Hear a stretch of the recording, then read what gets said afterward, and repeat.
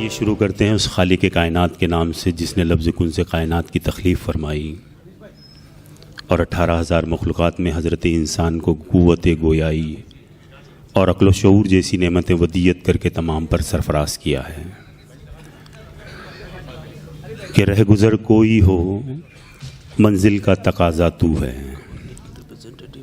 تھوڑی دیر میں آنے والے ہیں تو پروگرام چالو کر رہے ہیں. رہ گزر کوئی ہو منزل کا تقاضا تو ہے، دل نے جس وقت جہاں دل سے پکارا تو ہے.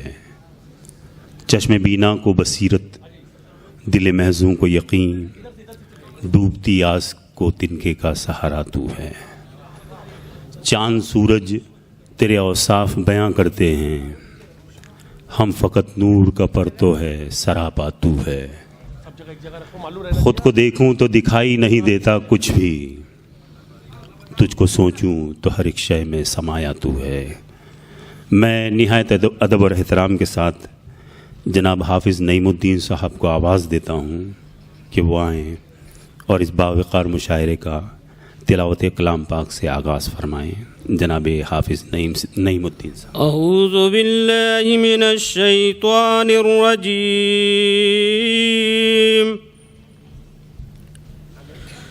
بسم اللہ الرحمن الرحیم.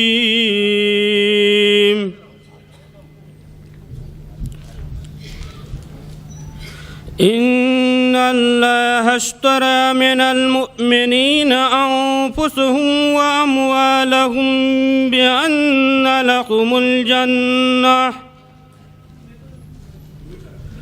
يقاتلون في سبيل الله فيقتلون ويقتلون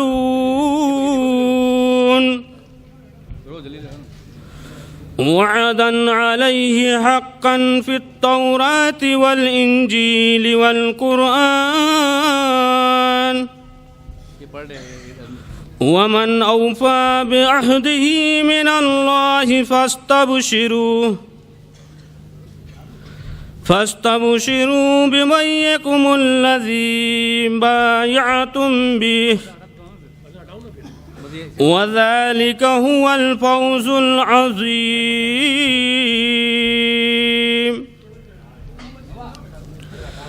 التائبون العابدون الحامدون السائحون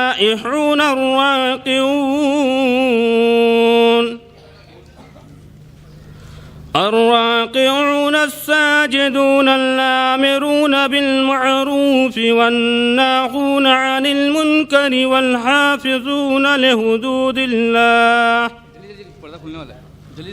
وبشر المؤمنين.